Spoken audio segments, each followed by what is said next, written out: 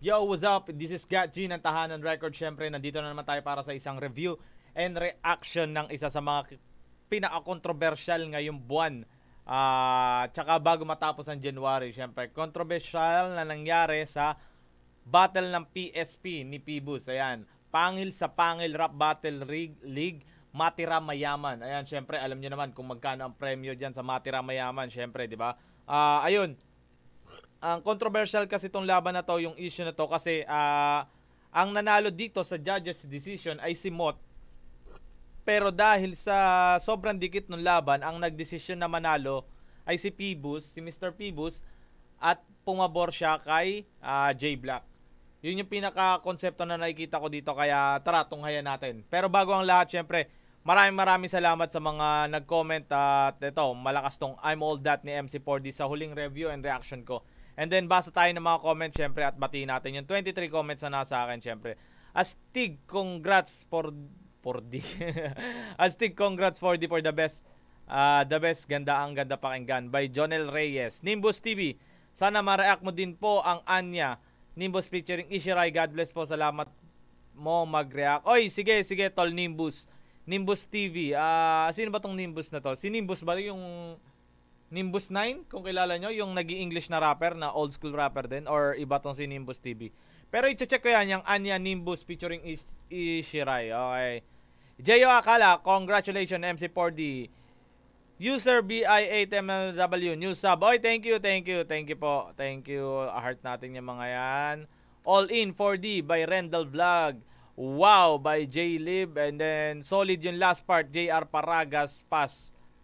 Masak-pisak, multi-wordplay, metaphor, lakas. Solid reaction mo, idol, at lalo na yung MC4D, ganda ng beat. Salamat, tol. SOD20, son of Nunggalo, SOD. Oy, SOD 2023 on the spot. Thank you very much, mga tol. At saka, ito pa, kay Zaren Moto TV, napaka-solid. Taas balahibo ko dyan. Oh, tama, ako rin, pare. Marco Milagrosa, maraming salamat para sa heart, like, and Dongalorek. Heart, Gideon, thank you. Lakas, 4D, Kids, Sopenta. Yung last part, magiging king, kinabang, wordplay, lakas. Okay, masak-pisak. Lebron King James 8293, yung sideliners para sa mga Meroners. Yung sa tong, it's at chess, yung mga nanonood lang, mas magaling pa sila sa naglalaro. Yun yung mga sideliners at Meroners. Okay, maraming salamat Lebron King James. Ayan, thank you very much sa pag-enlighten sa akin. And then Sanji Vinsmoke, salamat sa heart. Oo nga, parang bitin tama, di ba? Parang bitin. Jason Pernito. Heart Muscle Pump TV, thank you. Utol, magpants ka, lol, joke. Nice review kay Pitap. Chuck's Playground. Si Kuya Chucky. Shoutout Kuya Chucky. Thank you. Oh, hindi ako nakapants. Lagi ako nakaboxer Nandito lang naman ako sa studio. Napansin mo pa yun Loko ka, Kuya Chuck. Downloading is piracy. DJ Sart Spinner. It will not support the artist. Oh, tama naman siya. Piracy is will not support tawag dito, artist. Pero hindi ko po dinownload yan, tawag dito, on the spot ko siya pinanonood through my internet, syempre, para pag may ads, not skipping, para yun yung pinaka-support ko sa kanila. Then, yung manggagaling naman sa akin is yung pagre-review ko nga, para base din sa views. Yun yung makiklaim ko na lang din sa akin. Pero hindi po ako nagpipirata, or ewan ko kung pirata na ang tawag dito, kasi maraming namang gumagawa, so gusto ko ring mag-reaction, di ba? Para dito sa sa mga kanta, gusto ko rin marinig yung reaction ko. Gusto ko rin marinig ninyo kung ano yung nararamdaman ko. At saka kung ano yung emotion or anong masasabi ko sa na yun, di ba? Yun lang yun, DJ Southern Spinner. Pero maraming salamat pa rin sa pag-comment mo sa akin. Etneb ZNDB, DW, MC4D. Oy, ayun. So, punta na tayo dito para kay Mr. Pibus. Ayan, sa controversial nila na battle sa PSP. J Black versus Mot, pangil sa pangil, Matira Mayaman. Tara. Good morning sa inyong lahat. So, ngayon, i-explain ko na yung about sa controversial na nangyari sa decision ko personally doon sa battle ni J Black versus Mot. Kung bakit na veto yung vote against Mot na na-announce nung una na 3-2 panalo laban kay J Black. So bali na announce na ng una na panalo si J Black. So bali parang ang dating sa akin is nag-announce na si Mr. P na nanalo na si J Black sa botong 3-2, and then binawi niya para pumanig yung panalo kay J Black. Parang ganon. No, tara tuloy tayo. So, kung mapapansin nyo yung laban ni Romano versus Unico sa video na yon, nagsalita ako doon sa bago ako mag-announce kung sinong nanalo sa battle na para sa akin tabla yung laban na yon. So ngayon, a night before the judging, tabla. Yung Unico versus Romano, para sa akin kay Unico yun eh. So, para kay Mr. Pibos is tabla pala yun. Paano ko ba... Hindi ko rin naman masabi kasing luto kasi liga naman nila yun. So, pero ang makakita kasi ng luto yan is yung mga tao na magrereklamo. Kung tingin nila is luto talaga yung sasabihin nila, di ba? I'm not sure kung luto yun, kung luto na ang tawag doon. For the event sa Pangil, iminit ko yung mga judges dito sa room ko. So ngayon, sinabi ko sa kanila yung isang house rules na if ever na mangyari, lalo na hindi naman barya-barya yung usapan dito sa Matira Mayaman. Oo, grabe. Grabe ang papremyo dito sa Matira Mayaman. 1 million pare. 1 million, di ba? Kung di ako nagkakamali. 1 million or 2M. Or sa flip top pala yung 2M and then sa sunugan is 3M. Grabe pare. Napaka-solid na ng mga papremyo sa Battle League. Isipin mo, 1 million man. Di ba? Grabe, hindi na to biro. Kumbaga, 100k is big enough. Pero dito sa Matira Mayaman, PSP, nag 1 million sila. 1 million ang papremyo. Kaya hindi biro yung papremyo ni Mr. P. Pucha, di ba? At syempre credibility ng mga battle rapper at pride nila yung usapan dito di ba? So if ever na mangyari na sobrang dikit nung laban, sinabi ko sa kanila na meron akong karapatan as parang hidden judge ng battle na ako yung bumoto or pumili kung sino yung pwedeng manalo. Medyo parang tagilid yun. Hidden judges. Pero kasi pag sinabi nating hidden judges, parang hindi akma para sa tournament yun, di ba? May hidden judges. And mismo ang hidden judges is si Mr. Pibos mismo. Pero depende pa rin kasi yun kung ano yung pinag-usapan talaga nila sa loob ng tournament nila. Kasi tayo, naikinig lang tayo. Naikinig, nanonood. Yun lang yung pinakagawain natin. Ang gagawin lang natin maging critics, maglabas ng opinion natin base sa liga nila. Pero at the end of the day, syempre, liga pa rin nila yon. So, supposed to be, labas tayo doon, di ba? Wala tayong pakialam kasi umiikot naman yung liga nila for entertainment, di ba? Para i-entertain lang tayo. Pero kung sa bagay kasi, kung sasabihin ng mga taong hindi kasi kung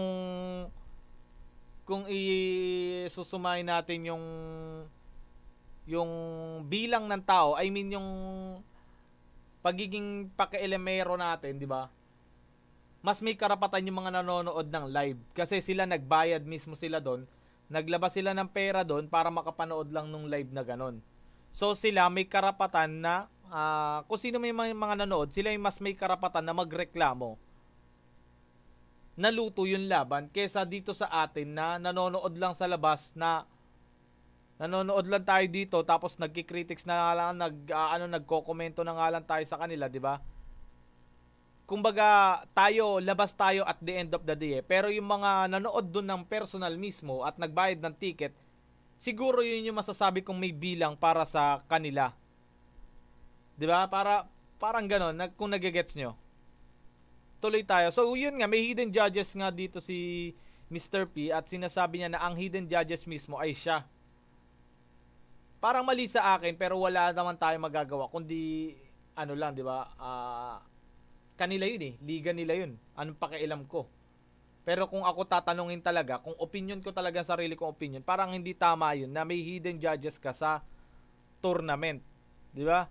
Para may hidden judges ka sa tournament and then ikaw mismo yung hidden judges. So tuloy tayo.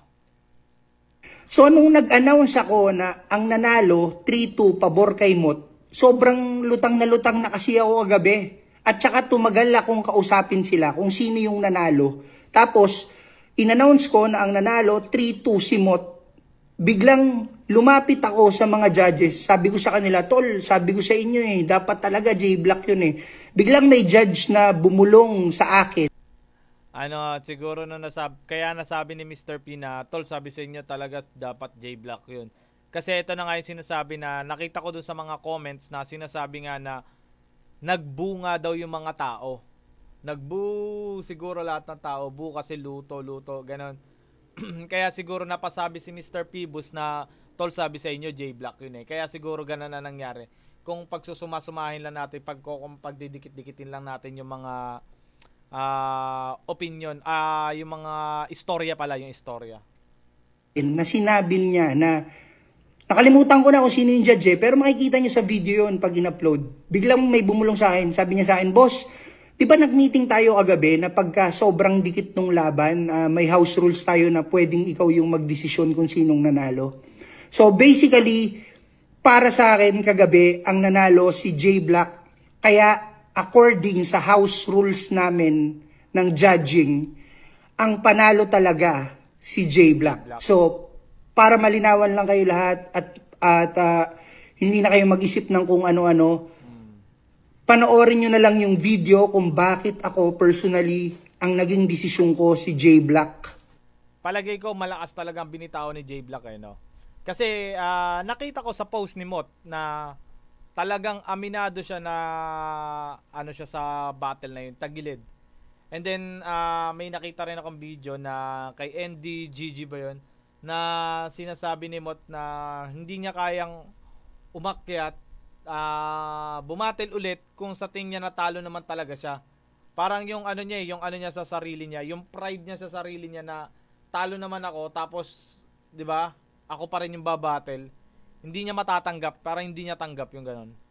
Sa pag-upload namin. So gusto ko lang na hindi masira yung credibility ng liga, hindi na maulit yung mga naunang pagkakamali. Okay. At maraming salamat sa inyong lahat. Sana naunawaan niyo yung decision pagkatapos niyo mapanood yung battle nila. Parang ang tawag dito, ang sinasabi ni Mr. P dito is yung matigil na yung lutuan sa Battle League, 'di ba? Sa Rap Battle League, matigil na yung lutuan kasi para sa kanya is totoong panalo si J-Block. So bakit kailangan palutuin, 'di ba? Hindi ko alam kung luto yung laban base sa judges o kasi tignan naman natin yung side ng judges, 'di ba? Sa side ng judges naman, ang mga judges daw ay si J-Skills, Target, Rapido or Don Pau, Badang, and then si sino pa yung isa? Kalimutan ko isa eh. Hindi si M-Site eh. Hindi kasali si M-Site. So ang bumoto kay J-Block is si Badang and then yung isa. At then ang bumoto ng Mot ay si Rapido or Don Pau and then si J-Skills Target. Sila yung mga sure ko na judge. Ayun, kung titingnan naman natin sa side ng judges, syempre, totoo nga naman na sila ang may karapatan sa decision nila kung sino ang ipapanalo nila, 'di ba? Tama 'yun, totoo 'yun. Na kinuha nga akong judges eh, 'di ba? Bakit kailangan na yung decision ko babaguhin ko para lang sa inyo, 'di ba? Parang ganoon ang nangyayari. Kumbaga, kumuha ka nga ng judges mo eh. Para mag-decision sa battle na yan eh. 'Di ba? So parang ang nangyayari is mababaliwala yung judging ng mga judges.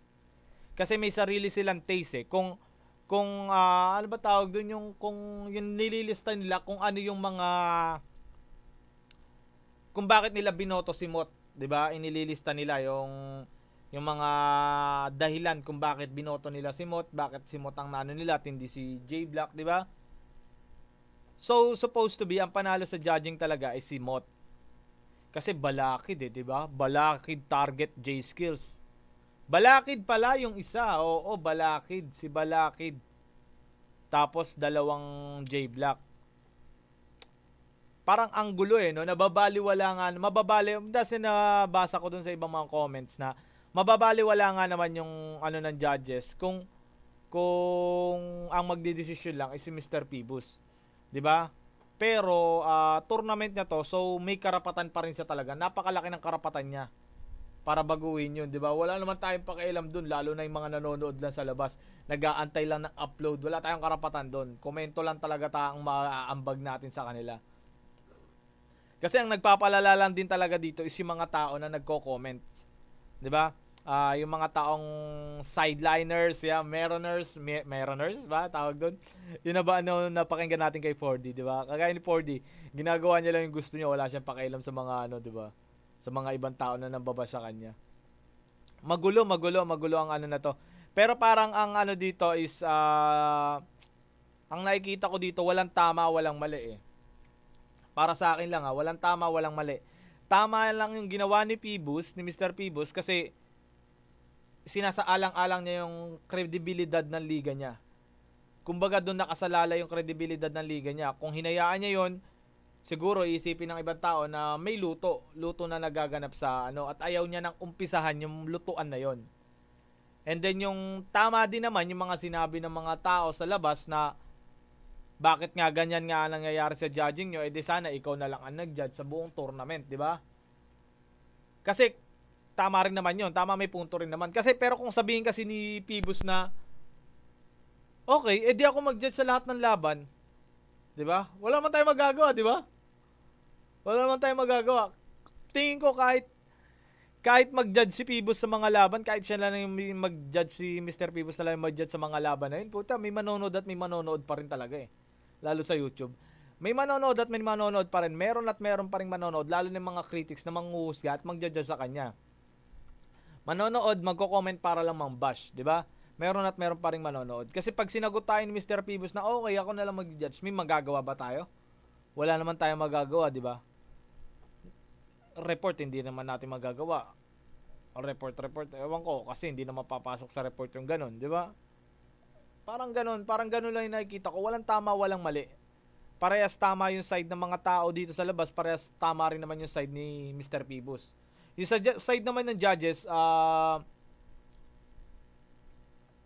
tingin ko, paano ko ba masasabi yun? Kasi nabayaran na sila eh. Yung mga judges, bayad na. So, wala nang problema sa TF nila. Basta inilabas nila yung talent nila sa pagja-judge, then binayaran yon. Kumbaga parang ganito eh. Sasabihin lang ni Mr. Pibus, bayad na kayo. Tapos na trabaho nyo, okay na yun. 'Di ba? Okay na yun. Pero pwera na lang kung ito si judges na talaga is grabe pagmamahal sa hip hop, or hindi rin eh, kasi kung tinanggap niya naman yung pera, hindi na siya dapat magsalita, 'di ba? Pero kung hindi niya tinanggap yung pera at sinabi niyang ayaw kong tanggapin 'yan, hindi tama yung judging nyo, sa akin 'yan, yung paninindigan niya talaga, 'di ba? Yung paninindigan niya na hindi tama yan, hindi yan, ipaglaban yan. Pero kung tinanggap niya yung pera na bayad ni Pibus and then tsaka siya nagreklamo na bakit niya pa kami kinuha na judges may sarili ka palang decision, di ba? Paano kung kinuha niya pa yun? Kung ganun nga nangyari, ibig sabihin, puta, ang kapal naman ng mukha niya, di ba? Binayaran na siya lahat-lahat, then nagreklamo pa siya. Pero kung ibinalik niya yung pera at nagreklamo siya na ganun nga yung nangyari, is doon ko masasabi na talagang yung pagmamahal niya sa hip hop at battle rap is totoo na nangyayari. Sa side naman ni J Black, masakit yon. Tingnan natin mga side nila, Sa side naman ni J Black, masakit yon para sa akin na malaman na talo ka tapos hindi niya announce na panalo ka. Parang napilitan lang kasi ang labas dahil sa mga tao. Parang ganun siguro yung nararamdaman ni J Black na napilitan na lang baliktarin kasi gawa ng mga tao na sinabi. 'Di ba? Parang ganon. Then sa side naman ni Mot na napaka-humble ni Mot, napaka-humble. And then alam niya sa sarili niya natalo siya. Kaya sinabi niya na hindi niya kayang tanggapin yung laban na yon kung siya ang mananalo. 'Di ba? Napaka saludo para kay Mot. Ayan. Kay Mot ng Cavite. Saludo tol, Mot. Taga Marinduque din nga pala yan si Mot, syempre. Proud to be Marinduqueño. Ayun, so paano ko ba titingnan? Yun lang masasabi ko eh. Kasi kung titingnan natin parehas ng mali, kasi sasabihin natin, mali yung ni Pibos, mali yung ganyan. Di sana, tayo na lang yung nagpaliga, di ba? Magpapremyo tayo ng 1,000,000. Di ba? Mali yung mali yung ganyan mo. Di, gawa ka ng liga mo. Magpa-premyo ka ng 1,000,000, di ba? Then yung sa side naman ng nila Pibos, kung sasabihin naman natin na mali yung tao, mali naman yung sinasabi nyo, gato yung tama, gato yung ganto. Gato yung tama. Sabihin naman ng mga tao na pag hindi kami nanood sa'yo, wala kang kikitain. Di ba? Parang ganon, balikan lang eh. Ang hirap kasi, pero kung titignan mo yung positive na way ng dalawang side, maiintindihan mo parehas eh. Pero kung nasa one side ka lang, talagang lalong lalaki yung galit mo, di ba? Lalong lalaki yung galit mo sa isang side, di ba? At saka ito pa isa, about naman kay Badang. Ayan, kay Badang. Ang daming galit kay Badang eh, no? Unang-una, hindi ko alam kung saan nyo hinuhugot yung galit nyo kay Badang. Kasi mayroong mga nahawa lang sa galit kay Badang dahil galit yung mga tao kay Badang. So, yung isa, nakigalit na rin. Galit na rin kay Badang, di ba?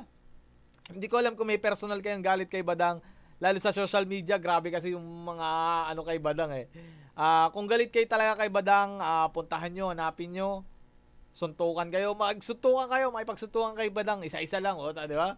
Hindi ko pinagtatanggol si Badang pare, pero ang ko lang kasi nakakalito, saan galing yung mga galit nyo kay Badang?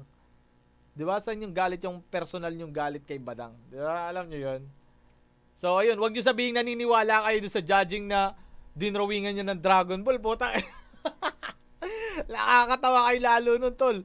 Baka kasi may mga ibang tao dyan na naniniwala na yung pinagdikit na picture ni Badang na judging, then yung may dinodrawing na Dragon Ball na si Goku, puta na, baka sabihin nyo, naniniwala kayo doon na ginawa ni Badang yun, puta na. Di ba? Mas nakakatawa kayo kung pag nagkataon na doon nyo binasa yung galit nyo. So, yun lang yung magiging reaction and review and reaction ko para sa na to.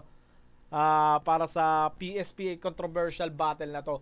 Tingnan na lang natin yung abangan natin yung upload ng PSP para sa battle na yun. And then tara, manood tayo ng sabay-sabay, di ba? Kasi wala naman tayong magagawa. Nasa labas lang tayo. Nanonood lang tayo. Wala tayong pakialam at the end of the day, wala tayong pakialam sa PSP tournament nila. Kundi manood lang at ma-entertain. Kung di ka na-entertain, wag ka manood. Napakasimple lang nun, di ba? Now, peace. I'm out. This is Gat G from Tahanan Records, syempre. Ay, syempre, Almighty TBS anniversary, first anniversary, syempre. Dito sa February 10, ayan, kita-kits tayo sa lahat ng TBS, ayan. Shoutout sa inyo sa lahat ng TBS. PM nyo ako sa page, PM nyo ako dito sa Facebook page ko, ayan, syempre. Our Milkshake, Bayan ng Mugpog, 2412 Food Hub, Bayan ng Mugpog, Ghetto Gospel Clothing, Bayan ng Mugpog, syempre, at lahat ng yan, nandyan sa Bayan ng Mugpog. And then, PM nyo lang ako. Recording studio dito sa Mugpog, nandito rin yan para sa akin, syempre. Now, peace. I'm out. Tahanan Records. Thank you.